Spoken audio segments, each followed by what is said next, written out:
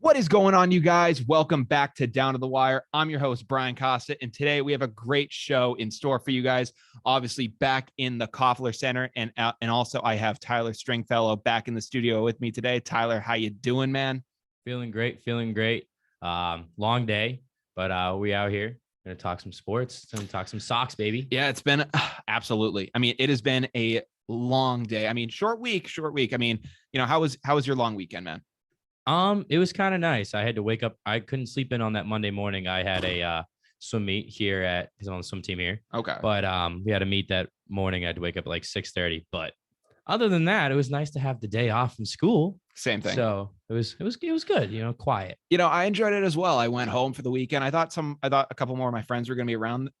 This weekend, but unfortunately, work and different things like that just came into effect. I had some friends that also just were sick this weekend, but I decided, I made the decision though that I wasn't going to be here just based on the fact that no one was basically here. There was nobody here. Yeah, it was very quiet on campus this weekend, and it was nice. I was able to sit outside, enjoy a little bit of the weather because it was gorgeous for I think every day this weekend. I think it was gorgeous. I mean, it was really nice. I mean, I know for Saturday I kind of just chilled out. Sunday I was hanging out with my parents. My dad ends up bringing up the idea of going golfing, and I'm not the greatest golfer, I will admit, but not by any means.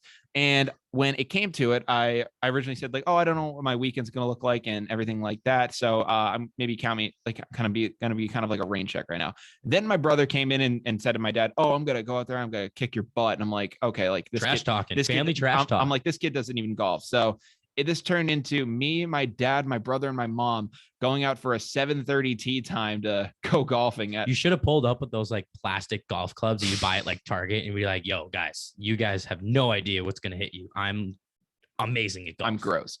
No, I mean, listen, I don't know what I was getting myself into. It's not the best look with me when I'm out on the golf course. I'm terrible at golf. My friend took a video of me. We went to the driving range once, and I think I put one ball and like that was like a good one. Yeah. And it went like 4 feet. It was awful. I mean, listen, I can hit the crap out of the ball. Like I can absolutely destroy the thing. Happy Gilmore that. The problem is it doesn't go, it goes anywhere but the fairway. Yeah. Yeah. It'll launch straight and then it just goes crazy off to the right. And I always hear the people saying, oh, if it's doing that, then, maybe aim left and then it will, even out. Easier said than done. Doesn't work with me. Somehow I overcorrect it and it proceeds to go even further to the right. I don't get it. Like I could literally be facing backwards. I would be able to, like actually shoot this thing backwards. I swear to you, like with the way I don't get it. I think I feel like I'm legit cursed. You're so good at being bad. It's amazing. There you go. I don't know. I gotta get back into the range, figure out how the heck I can actually, hit a golf ball. But in the meantime, we have a ton of things in the sports world to talk about. Obviously, the Boston Red Sox had themselves a series against the Tampa Bay Rays. I'm not gonna lie to you. The last time I had you on the show, I was pretty nervous about how the Red Sox were gonna fare. I mean, I don't know about you. I was pretty nervous. I didn't follow too much of the Red Sox this year, but I understood that we didn't have the best chance against them this year. Yeah, I mean, especially just the series because the Rays are coming out of the World Series from last year. Yeah. And they also got Tom Brady in their town. And, I think that plays a part in here, but that's a different topic. Tom Brady, championships do seem to fall wherever Tom Brady goes. Now, listen, exactly. But I will say I was a little nervous with their pitching rotation because you got Chris Sale, and that's pretty much all like I really knew because that can come in and be like, what you're going to expect. For some of the other guys, it was very spotty. Yeah. And I didn't know what to expect, especially from Rodriguez. Oh my God. I saw a couple innings from him during the year and I was like, whoa, this guy's either stellar or it's, oh boy, somebody pull him. This guy's terrible. Yeah, I mean, the problem with Rodriguez is in 2020 he was dealing with some serious heart complications from COVID. It was actually really bad for him, and you know, feel bad for that. He had like some very serious side effects. It was actually crazy what he was going through. But you know, he just did not have it in game one. I mean, he got yanked pretty early. Chris Sale, you know, we were talking about having some level of consistency. He couldn't even make it out of the first inning through 25. Oh, and pitches. Then Evaldi. Yeah, you got Evaldi. How can I forget about Evaldi? That man pitches like Jesus some days. Evaldi has been our most consistent starter this year by far, and I love what he was doing for us. You know, obviously in the Yankees series, and then you know going into game 3 as well. He was amazing. But speaking of pitching like Jesus. How about Pivetta? Oh yeah, at the tail end. What was it? Was it game? It was game 4. It was game 3. Game 3. Yeah. Oh my goodness, that man pitched 4 stellar innings. Yeah. I was watching. He threw. He was nearing. I think it was the 12th inning, and all of a sudden it was 2 outs. I think there was a guy on third. Mm-hmm. He throws this nasty curveball. And then starts walking off the mound. And I'm in my head. I'm like, dude, what are you doing? What are you doing? And all of a sudden, the guy swings, completely misses it. And he's just so hyped. I was like, this is amazing. This is the Red Sox that I love to watch. Yeah. He was so hyped up. He was getting his team hyped up. And then sure enough, what happens when he gets his team hyped up? Home run. Yeah. I mean, you couldn't have made that stuff up. I mean, literally, the game 3 was an experience. Listen, I can't compare what it was like having to watch what Nate Evaldi did in you know, that game. I believe it was 3 for the Red Sox when they ended up losing to the Dodgers in the World Series. Ooh, but can't remember. Can't forget about that. Was it 18 something innings? It was an 18 inning game. I believe Evaldi pitched 7 in relief, which he wasn't even planning to go that day. And you know, I remember watching that. I fell asleep during that game, and I remember waking up and it was like 2 a.m. I'm expecting the game to be over. I'm asking my dad. I'm like, oh, how'd the game go? And he ends up saying, oh, it's still going on. I'm like, I thought we were just going to extras, and he's like, yeah, it's the 16th inning right now. I'm like, come again? Like, you didn't actually just say that, did you? And he's like, yeah, it's the 16th. And just seeing everything happen the way it was crazy. I mean, I remember. There were just so many things that were insane in that game. And I remember the heroics of Nathan Evaldi in that game, you know, saved us a lot of arms in our pitching staff. And and you know, he's kind of the unsung hero of that 2018 World Series for what he did. You know, even though it was in a losing effort, because of what he did, you know, Red Sox fans revere him as, you know, being like this great guy for a savior, a Lord and savior. He literally did. And, you know, he's a big game pitcher and he loves to step up in those moments. So, who doesn't love to step up in this moment? I mean, there's something. Some people obviously can get in their own head. Oh, I mean, like you saw the Yankees pitcher. It was Garrett Cole. Garrett Cole. Yeah. Got it in his own head. Mm-hmm. But then there's other guys that get tossed in these situations. They're like, this is gonna be the best time. This is gonna be the greatest pitching I ever throw down in my entire career, and I'm gonna do it right now. Absolutely. Because this is the lights are the brightest, the stage is the biggest, and you got Pivetta throwing up 7 Ks. Yeah. So to seal the deal. And then you got game 5, right? Game 5? No, yeah. Game 4. Game 4, because there's 1 game less, right? Mm-hmm. Well, yeah. So he ended up doing that in game 3, and then we ended up winning it in game 4. Yeah. Now, so game 4, you got Rodriguez throwing 6 Ks. Yeah. Those guys, stepped up. No one was expecting Rodriguez to get out of the second in that game. But he stepped up. He pitched 5 innings. Absolutely. Had 3 hits off of him, and pitched stellar. Looked very confident on the mound right out the gate. Yeah, he struck out I think the first in the first inning, 3 up, 3 down. Yeah, I was like, oh my god, this man is electric tonight, and he was getting the crowd was fired up. Yeah, Fenway Park has been awesome this October. You can't step on the mound in Fenway Park and listen to that crowd and be like, whoa, I'm wicked nervous. No, they have your back. Absolutely. But God rest your soul if you don't pitch their expectations. They will boo you off the mound. Oh, yeah. They're ruthless. And listen, you know, obviously the way games 3 and 4 kind of ended were, you know, I mean, amazing. I mean, if you don't want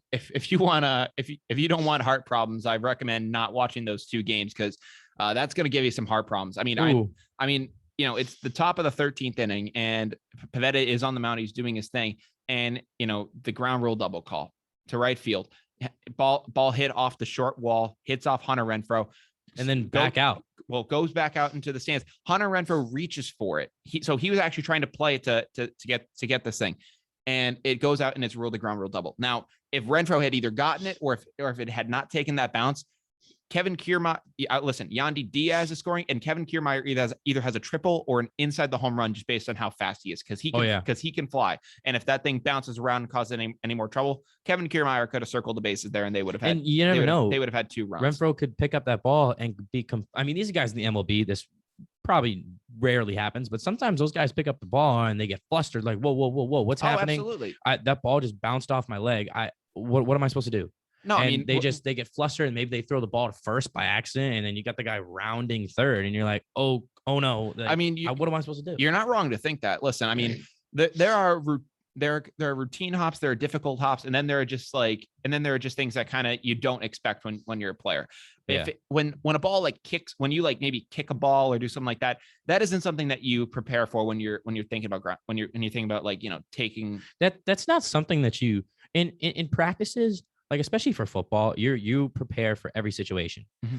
A ball bouncing off your leg is not something you can prepare for, because how many times in a lifetime does that ever happen? I mean, listen, it can happen. Rarely. But yeah, it happens, but with the amount of rare times it happens, you don't ever practice it just because of the practicality of it and how random it can be. So there really is no way to practice for it. And, Hunter Renfroe obviously could have, in another universe or whatnot, that could have, obviously been very bad for us, gets ruled a ground rule double. And there were people arguing saying, like, I heard Matt Vasgersian was saying, oh, that's going to be a rule change that they're going to have to look into next year, because that's like some technicality that they're getting off on. And I'm like, no, that's not a technicality. Mm-mm. Like, this has been a part of the MLB rule book. And, if it goes out on the fly, it's a home run. And if it bounces off a player, it's a ground rule double, because the player kind of represents a part of the field and, and whatnot. What would have made it, obviously would have changed the situation is had he done it intentionally. If Renfroe picks up the ball, seeing what's going to happen, and throws it out of the stadium, then you can make the case of, like, there's intent. And then I think at that point, the umpires can place the runners. But yeah, it's pretty easy to say when you look at the replay of that. I think that's a ground rule double. Yeah, and Hunter Renfroe had no control over what he was doing with that ball. If that ball, because he was running to it, and all of a sudden it hits the wall and bounced off him in less than a second. Yeah, and he was also trying to reach for the ball when he was going over the fence. He wasn't trying to, like, if the ball goes over the fence and he was like trying to swat it down and make sure it was a ground rule double, then you can make a case for he was going to play that ball until he physically couldn't play that ball anymore. Exactly. And once he couldn't, it was in the the thing. What's it called? The bullpen. Bullpen. Yeah, that's it. Appreciate it. Just lost your train of thought. No, exactly. So, it was obvious that Renfroe was trying to, play it, and there was, like, no, he obviously wasn't intentionally trying to, get it out of play. So it was just a crazy play. And you know what? When, most of the teams that win the World Series, unless you're just an absolute juggernaut, teams that make deep runs in the playoffs, they get by on plays like that. And you know what? The Red Sox, they caught a lucky break with that. And, the next inning, they ended up capitalizing on it. I mean, I was watching, the bottom of the 13th. Hunter Renfroe's on base at this point. He gets on, and then Christian Vazquez walks with the plate. And I literally say to myself out loud, because I'm looking at Christian Vazquez's stats. And when you look at him as a catcher, while the power numbers obviously aren't always reflected there. Yeah, I think he's had some good seasons power-wise in the past, but when you look at his numbers, I think he had like 7 home runs in the year or something like that, and he has like a 258 average.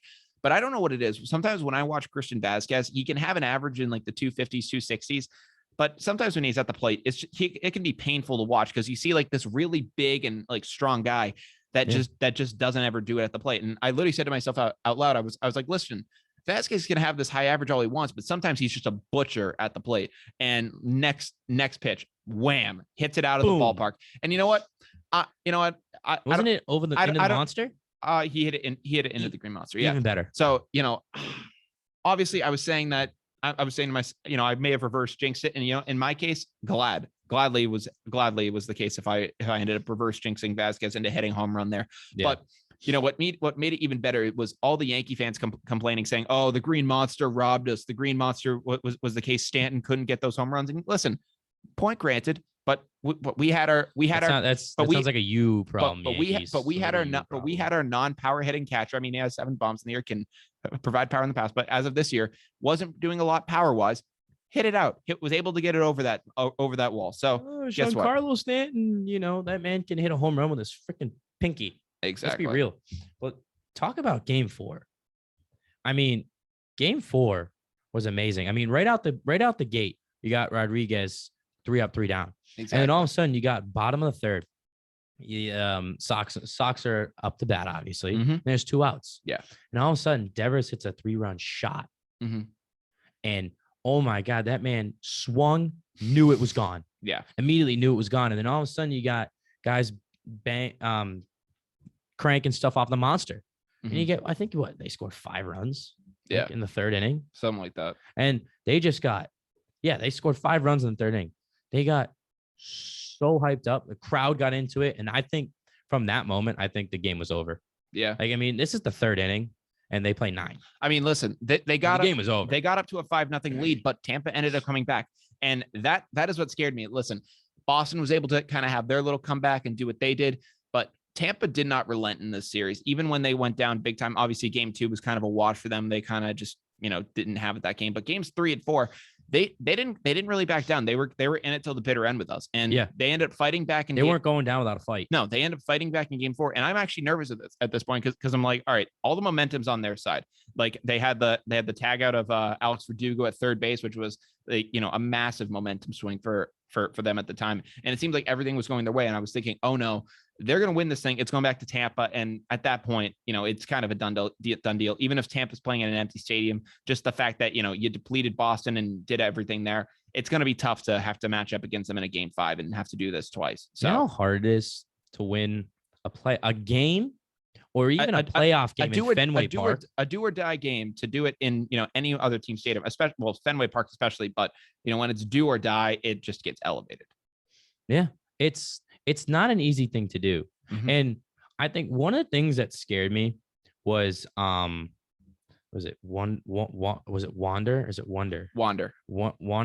Franco's 2-run shot on top of the 6th. Yeah. The thing about that too, because I don't know if you knew, he was rounding the bases. Yeah. And this man touches first and is rounding first base. And all of a sudden they cue to him. And this man is just ecstatic. Wander Franco something was else, man. So hyped up, and then honestly he looks over to the bench and he's just like, let's go, like, come on. Yeah. And I'm like, oh no, that could be the switch. It could have been really bad. It could have ended up really bad, but the Sox fought hard, and so did the Rays. It was a great game. Oh, I was an amazing game. Very interested into it. You mentioned Wander Franco's home run. Do you know who Zach Campbell is by any chance? Not off the top of my head. So Zach Campbell, he's like this famous MLB fan. He's known for catching home run balls and, getting, catching home run balls in the outfield. Yes, sir. He's made a career off of it. And, he's like been able to market himself. It's actually incredible. Now, some people don't like him because they think like if you saw this guy's baseball collection, and he has thousands upon thousands of baseballs, man. He's the guy in the outfield you see stealing baseballs from little kids. Oh yeah, no. So I think that's the thing. That's the thing. A lot of people maybe like take on him, even though he does give baseballs to little kids. A lot of people think, man, you have like this many baseballs. Why are you still like chasing him? And for him, it's just like, it's what he does. He ended up catching both Rafael Devers and Wander Franco's home run. They were both straight dead center. They were shots. And he's able to do a lot of this most of the time. And he catches a lot of in-game home runs. And he does this because like he like does a scouting report on these guys and is able to say, all right, if like X amount of players hit a home run, where's it going to go to? And he goes to the part of the ballpark where it's most likely to be hit. And he gets it most of the time. It's actually ridiculous. That's insane. He ends up doing that. And it came down to it. Obviously the Red Sox, again, needed to come through in the clutch, get a guy on. And what I really liked too was, they got Vasquez on again. And I was literally saying to myself, I was like, Vasquez 2 nights in a row. This is incredible. And I actually was like muttering to myself the same thing I said about Vasquez when he hit the home run, trying to see if like there was any way I could reverse jinxes again, like saying this out loud. And it didn't work. He ended up getting on. And what I loved was the fact that like instead of sending Christian Roy up there to swing for the fences, they actually played small ball and they had him bunt to send the runner over. I was like, I love this. This is amazing. Oh yeah. And then obviously he got another big break by the bobble by G-Man Choi at first. That was huge for us on the Travis Shaw pinch hit at bat. Now, would I have loved it if Travis Shaw had sent one out of Fenway and the mayor of Ding Dong City returns in style? I would have loved that, but he came through too. Was an error on Franco there, and Kike pimping a sack fly. I love that so much, and the Red Sox moving on to the ALCS. I did not expect this from this team this year, especially seeing what they did last year. They were like a miserable team to watch last year. This team surpassed their expectations because it seemed like, for me, hearing about the Red Sox, at least coming into the season. Yeah, but coming into the season, they were. I mean, for me as a Boston fan, I was like, who's on this team? Bogarts, Devers, JD Martinez, and then Chris Sale. And I'm like, well, yeah, Evaldi's still there, but I'm like, who are these new guys? I know, yeah. And they've really proven their stripes. I was liking Verdugo towards the end of the 2020 season. I wanted to see him with fans in the stands and have those interactions with people. I really do like him. Baseball, you need the fans, specifically in the majors, because they just get you hyped, especially Boston fans. 100%. What's better than playing in front of a live Boston crowd? Yeah, I mean, I don't think really nothing. Like it. Well, I mean, if you're an away player, I think you could definitely have some arguments for that. But if you're if you're on the Red Sox, poor Yankees, great environment there.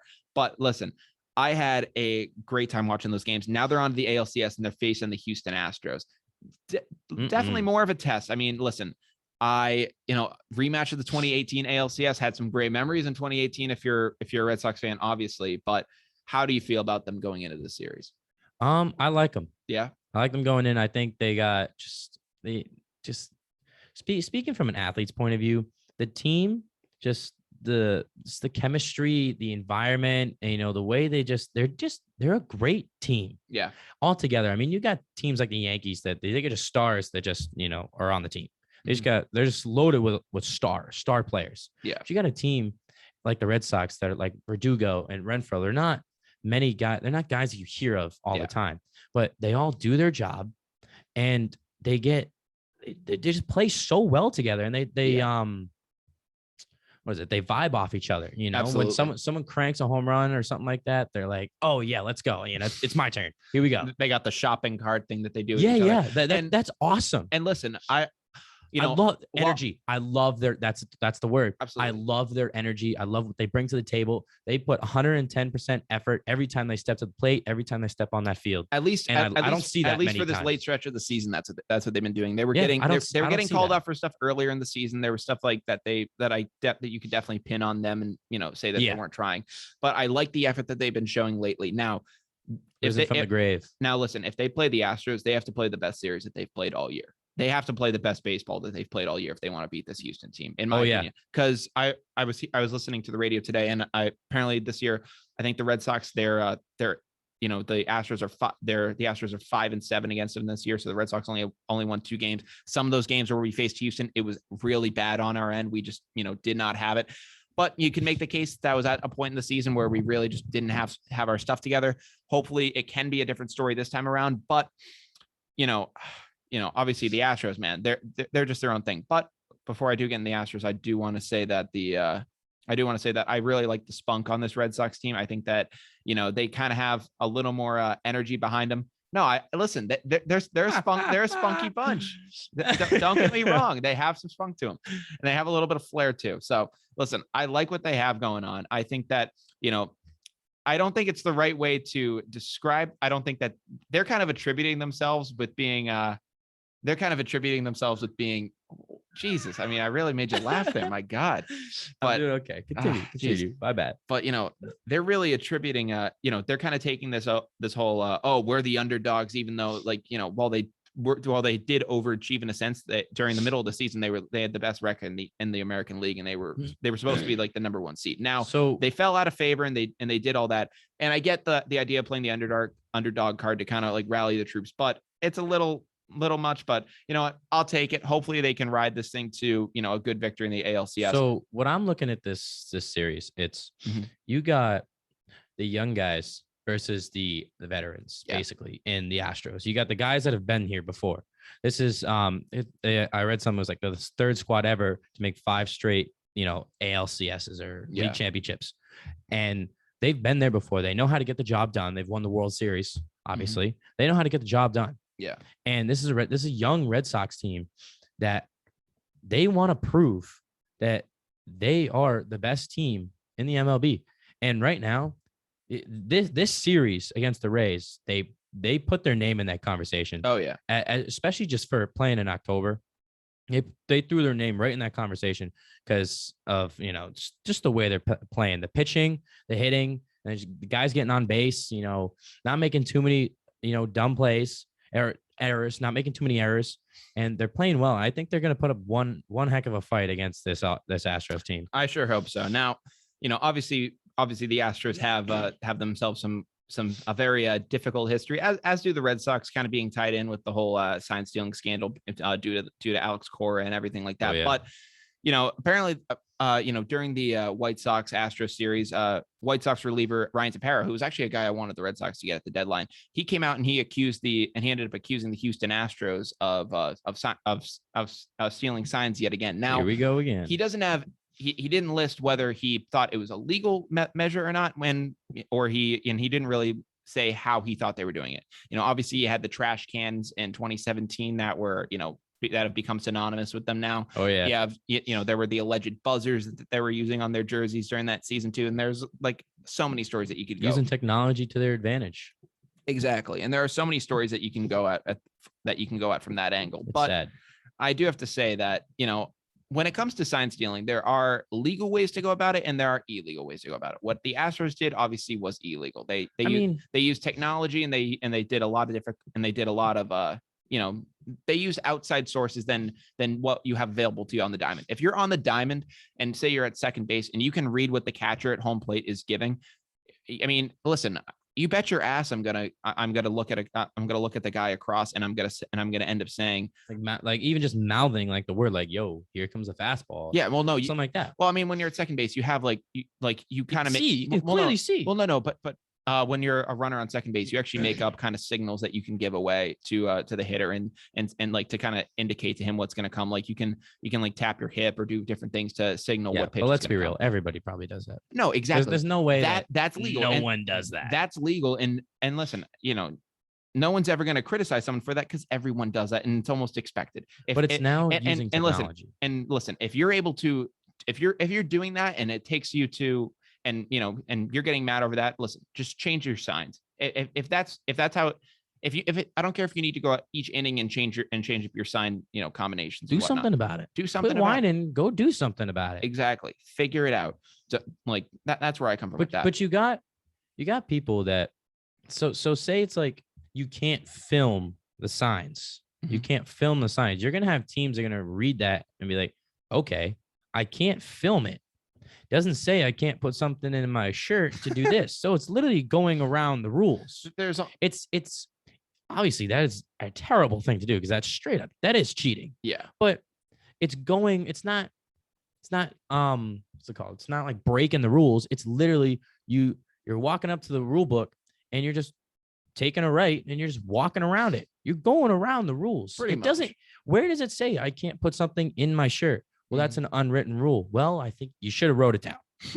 There you go. But now like you said, you got the Astros using technology to their advantage now, which is a good and a bad thing for sports. I hate it. Listen, I do think that the Astros, obviously could be up to something, but I think what Tepera was doing here was more of him just trying to, make excuses for the White Sox. He's just mad they lost. Exactly. Real here. You could have made the case that, with the way Houston dominated in games 1 and 2 and fell in game 3, but in game 4, they, lit up the White Sox. And at this point, I don't know if they're doing anything specifically, but it was just a bad look for them all around. I think it was a stupid look. And I think from there, I think that kind of concludes what we have in MLB news. And whoa, I got one more thing. Really? What do you got? I got one more thing on the Astros. Okay. So you got the guy from the White Sox claiming that the Astros are cheating. Okay. But why are the White Sox? They're not perfect either. No, by no means. Let's. How about that runner? I can't remember his name on the top of my head. Grandal. Yasmani Grandal, I believe. Yeah, running out of the baseline to get in the way of a ball being thrown home. I mean, if that's not that, come on. Yeah. I mean, no one runs. So if you're running to first, no one runs to the left. Yeah. Everybody runs right because if you got to take that turn, rounding first. Yeah. Nobody runs to the left out of the baseline. No. He purposely did that. Oh my God. It was and deliberate. you can't go around and be like, oh, the Astros are cheating if your team literally just did that. Yeah, I mean, it's a pretty low blow what they did there, but I will say this. It's a pot calling the kettle black right there. I have a kind of a story from my baseball days that's kind of similar to that. Was it right that this happened? No. Was it hilarious? Yes. Now, I was in a Babe Ruth baseball game, and I had this kid on our team. His name's Nate, and he ends up hitting a ball that literally goes like right down. Actually, no. You know what it was? It was a drop third strike, because I was trying to think as how this would be positioned. So it was a drop third strike. So ball goes to the backstop. Catcher's going to get it, and he's trying to line it up to make the throw to first base to get Nate out. And what this kid proceeds to do is he sticks his arms in the air and starts waving them like, in the way of the first baseman. So that way, when the catcher makes the throw, in his mind, he's thinking, oh, I have to put it over this kid's arms, where really, if he threw it and it hit his arm, he would have been out because of interference. But yeah, but because of this, he ended up throwing it over this kid's arms into the outfield, and he turned a drop third strike, I think, into like either a double or a triple. It was amazing. And listen, imagine just walking past that game, and you look over, and all of a sudden you see a kid running to first, arms waving in. It was so funny to look at. It What's looked going on over it there? Looked so out of place. Like, I can't even tell you. It's not even like you were like trying to jump to avoid something. He's literally running with his arms just waving in looking the like air, a wacky wavy inflatable two man. Pretty much like a two man. That's literally how he looked. So it was very out of place. Was amazing to just really funny memory from back then. But I believe now that concludes what we have in MLB news. So I think it is now appropriate to go onto the NFL. And here we go. Yeah, we definitely have some stories in the NFL for you. Oh. And first of all, do we? Let's just say, I mean, we didn't end up covering Urban Meyer on this show, but somehow I think he's kind of counting his blessings today. 100%. I mean, he's probably sitting at home sipping his coffee, and he's like, "Good thing I'm out of the news now." I mean, you were talking about problematic NFL head coaches, and I think there was a lot of speculation as to what's going to happen to Urban Meyer now that his team isn't doing so well. And you can still make that case. There's a chance that he still probably leaves at the end of the season to go coach at USC, and a bunch of things going on there. But listen, Urban Meyer dodged a bullet. He went from being one of the more problematic stories in the NFL to kind of the back page, or yeah, he's taking a back seat for a minute. Yeah, he's almost out of the newspaper at this point. Yeah, with his story, because I can't even say my man. This guy's just listen. This guy's ridiculous. Yeah, Coach Jon Gruden. Listen, Las Vegas Raiders, former Las Vegas Raiders head coach. Jon Gruden is now out of a job with the Raiders over some interesting out of a job. That man's out of everything. That man got tossed from the Tampa Bay Bucks Ring of Honor. I saw that. I can guarantee you he's not going to be brought back on ESPN for anything like that. For nothing. He's not going to be doing those Corona commercials anymore. He's not going to be doing anything. Yeah. That man can't do anything anymore. No, they're going to have to do it like Cold War era where they kind of just like take him out of society. So, for anyone who missed it, I mean, if you're a football fan who's just been living under a rock, Jon Gruden sent some I'm not going to get into the specifics of the emails, but because I think that anyone here can operate the Google, and I would just say Google assistance. Yeah, so type in Jon Gruden on Google, and it's probably the first thing that comes. You're going to have yourself a time. You're definitely not going to find his Wikipedia right away. Oh no, you're not. And my God, so he ended up. So Jon Gruden, when you look up his name, you're not. The first picture that's going to come up isn't a picture of him smiling. No, Let's so just say that. Yeah, it's probably going to be him with his hat down, kind of walking off the field. So I guess this whole scandal with Jon Gruden and his emails coming out and being made public, this actually had originally nothing to do with him. This actually had to do with the scandal and research and kind of hunt into some of the problems going on in the Washington football team's organization with their cheerleaders. It's been a whole investigation going on with them, and I guess somehow in the email sweep, Jon Gruden got swept up. Maybe it just got flagged. my best guess is maybe it had to do something with the fact that his brother or his, brother Jay was coaching the team at the time. So there's a chance that there could be something with that, but I don't know. So, but I feel like he wasn't even connected to the team. He gets caught up in this email sweep, and he has emails that date back from 2011 all the way to 2018 on various different topics. And, he is now just being taken out of everything. And, I don't know. This game is a shock that Jon Gruden would be saying these things over email. And what email? Yeah, listen. This is 2004. Yeah, I mean, listen, man. Like, I hate to say it.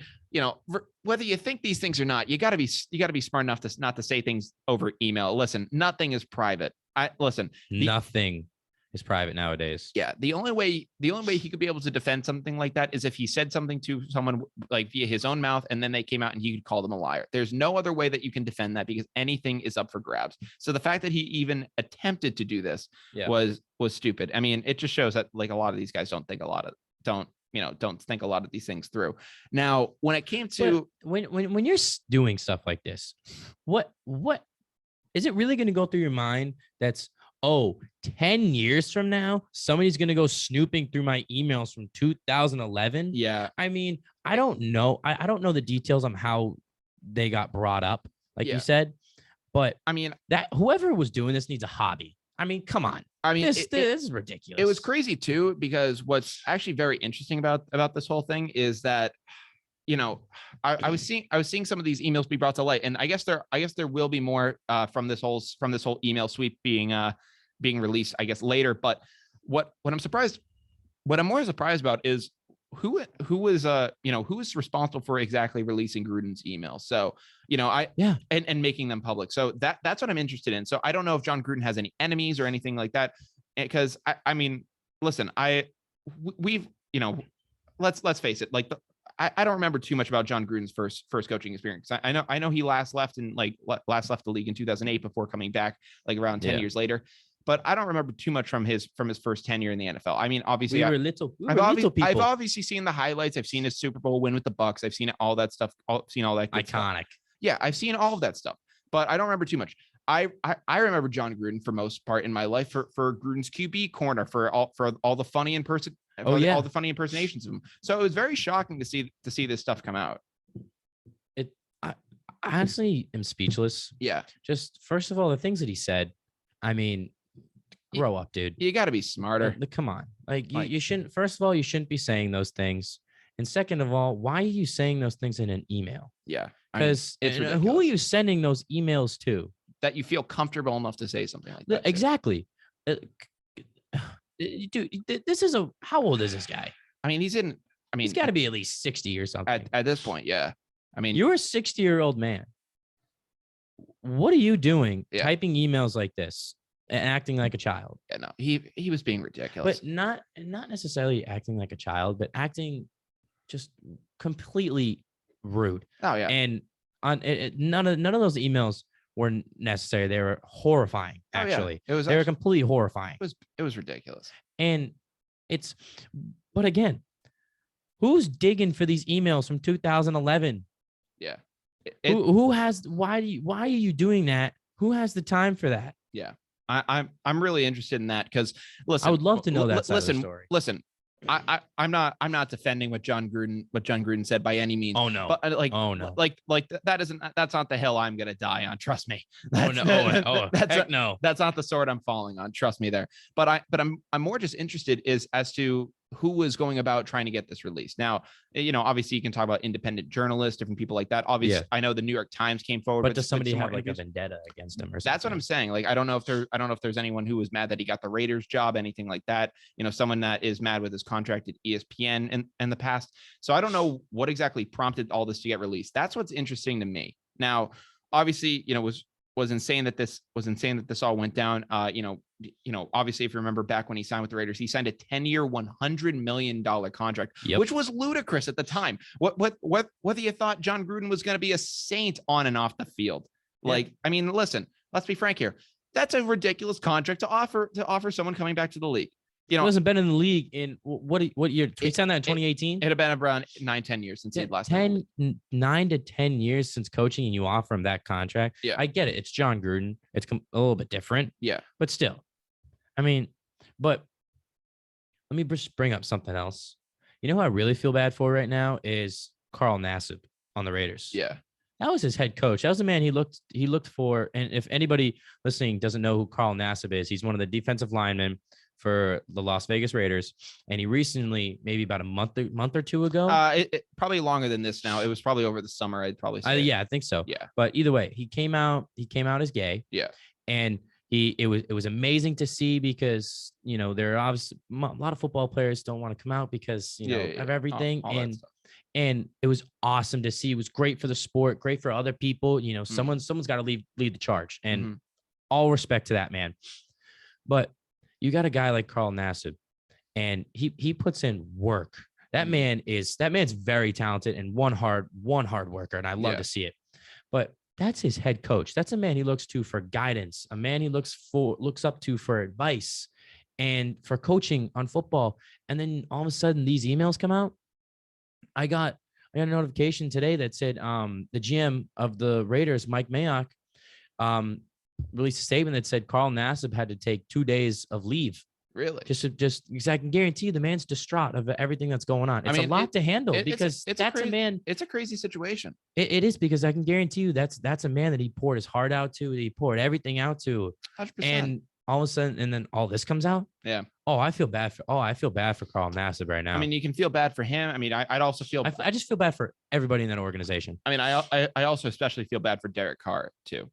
Exactly. They were playing well too. Yeah. I mean, they did lose their last two, but they started off 3-0 in the season, lost their last two. But I will say this, Derek Carr has, not had it easy coming into the NFL. He has had to go through a revolving door of coaches. Exactly. And it seemed like he finally had some, some security, some like stability at the coaching position. Exactly. And while I wasn't picking the Raiders necessarily to be world beaters this year and to go win the Super Bowl, they did finally look like they were starting to get on the upswing, and maybe they can make a bid at a wild card, do something like that. So there was some hope you could see out of their organization. Yeah. So I will say that, but again, this is just ridiculous because now you have to just say to yourself, where the heck do the Raiders go from here? No, exactly.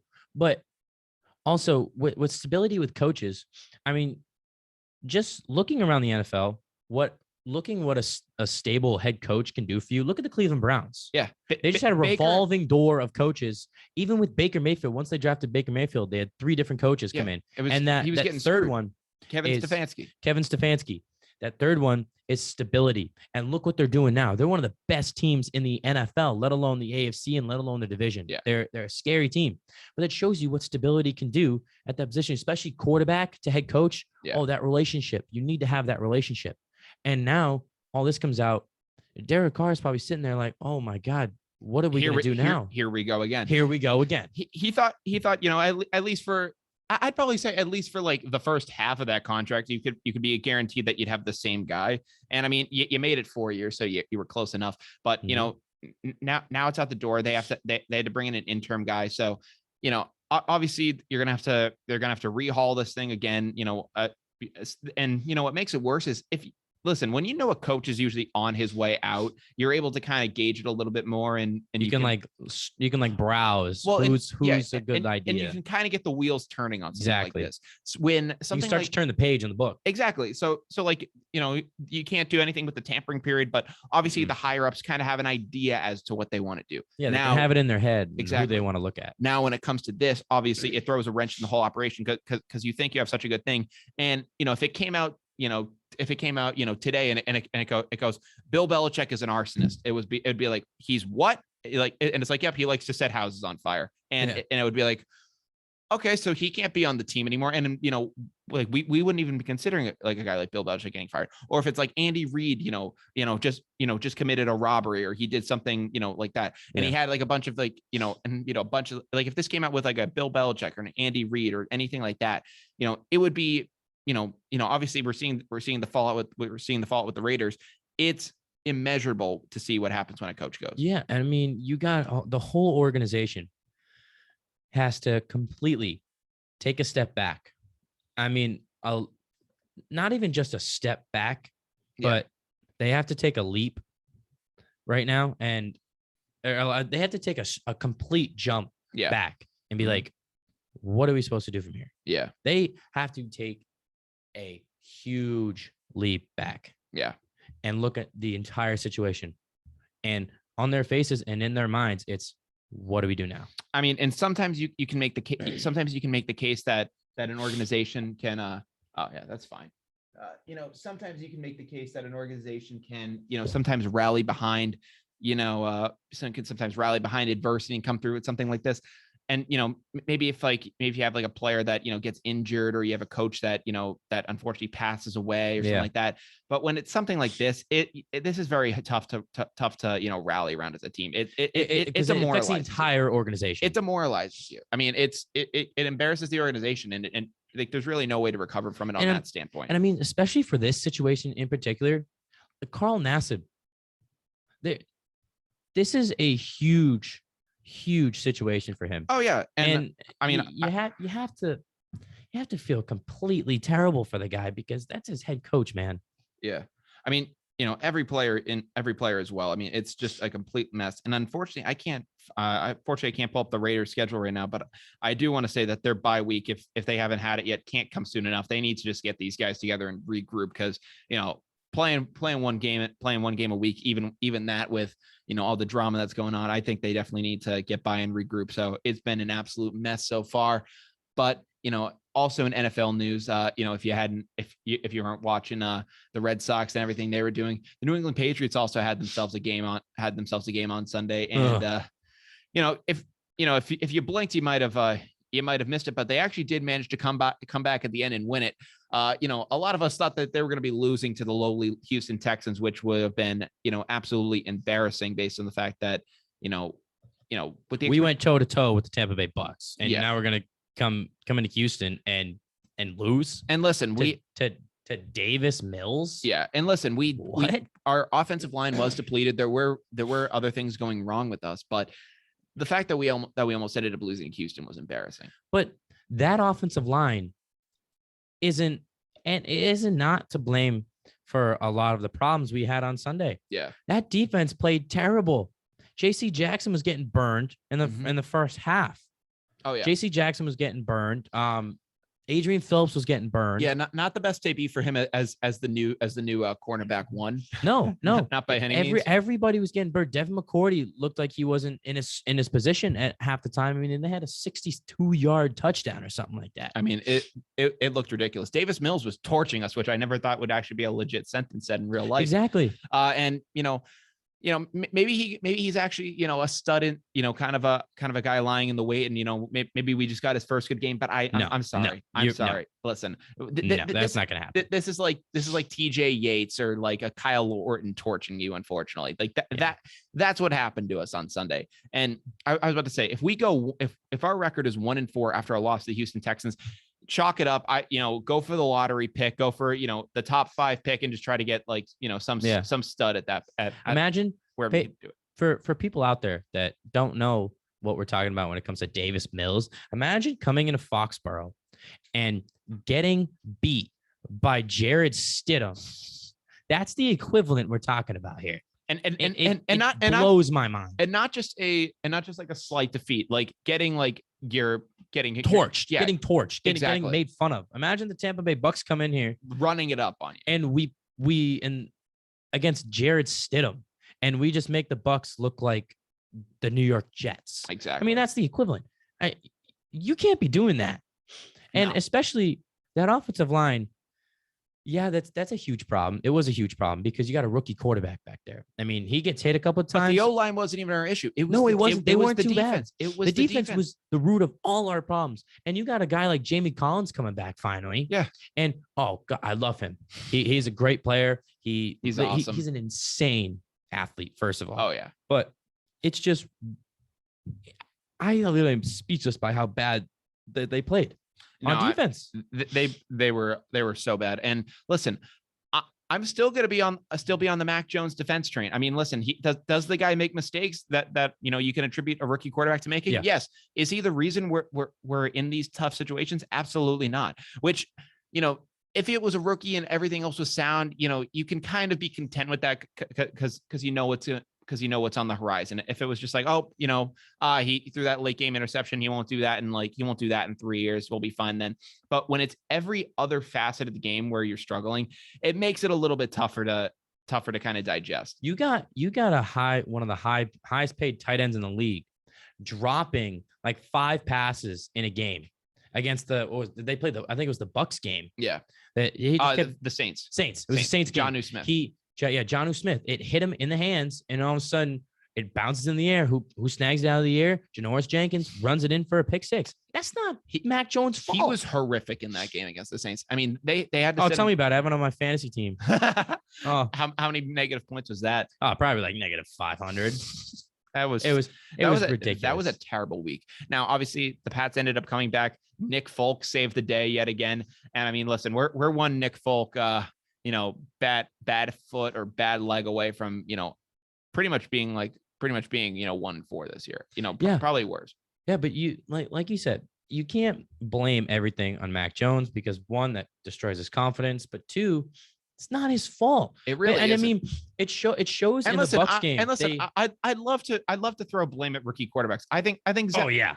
I think Zach Wilson has been an absolute detriment to the Jets at times this year. Yeah. But then there's also, you look at them and you're like, oh, they're the New York Jets. They're the Jets. But you can attribute Zach Wilson to being one of the problems. You're throwing 4 picks against the Patriots. Exactly. He can be one of the problems in the game. When Mac Jones is just he's not being stellar and saving us, but he isn't messing it up, which he's not making these dumb plays because what happens when you blitz rookie quarterbacks? They get flustered and they panic and throw interceptions. Exactly. But you got a guy like Mac Jones that against the Tampa Bay Bucks, they stopped blitzing because they were getting torched. Mm-hmm. There was nobody covering the middle of the field because all the linebackers were blitzing. And all of a sudden, they blitz him, and he scans the field and finds Jonnu Smith, Hunter Henry, Jacoby Myers coming across the middle. And then they stopped blitzing because he was getting comfortable when he was under pressure. Yeah. What rookie quarterback does that? You know how many people I see doing that? Tom Brady. Yeah. That's literally all I see. Tom Brady, Aaron Rodgers. These are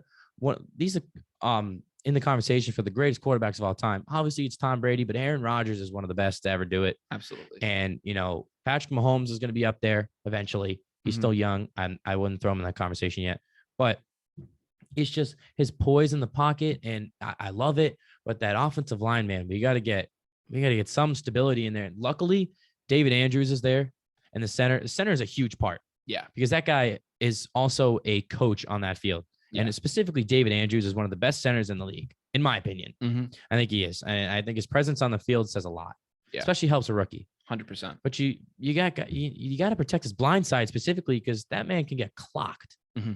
Yeah. I mean, listen, you got to be able to, you got to do all those things. And, even more when you're the New England Patriots. Unfortunately, right now, a lot of things haven't gone their way. Hopefully they can recover going forward against the Dallas Cowboys this Sunday. It's going to be a difficult game going forward, but Tyler, it is unfortunately time to say that we are now down to the wire. It is 8:06 p.m. here in the Koffler Center building. So we're going to do a little run through of what we talked about in this show and send you guys on your way. Obviously, had a great show here with Tyler Stringfellow. Thank you for coming back on again, my guy. Appreciate it. Love being here. Absolutely. On the show today, we discussed the Red Sox moving on to the ALCS after defeating the Tampa Bay Rays in 4 games. Go Sox, baby. Yeah, absolutely. We talked about the Houston Astros being accused once again of cheating, sign stealing and cheating by White Sox pitcher Ryan Tepera. Whether those allegations are valid or not, you be the judge there. And in NFL news, we talked about the Jon Gruden debacle going on with the Vegas Raiders, as well as the New England Patriots barely eking out a win against the Houston Texans, scraping a win out of Houston by the skin of our teeth. We're lucky to be 1-1. We're lucky to be 2-3 right now. Ironically, the same record as the Kansas City Chiefs. But if you guys are not following down to the wire at this point, I got to tell you, what the heck are you guys doing? We're available anywhere you can listen to podcasts. We're available on Spotify, Apple Podcasts, Google Podcasts, YouTube. But the main hub you can reach us through is our Instagram. You can follow that at down.to-the-wire. Again, at down.to-the-wire on Instagram. But from the Koffler Center, I'm Brian. I'm Tyler Stringfellow. And we'll see you guys next time.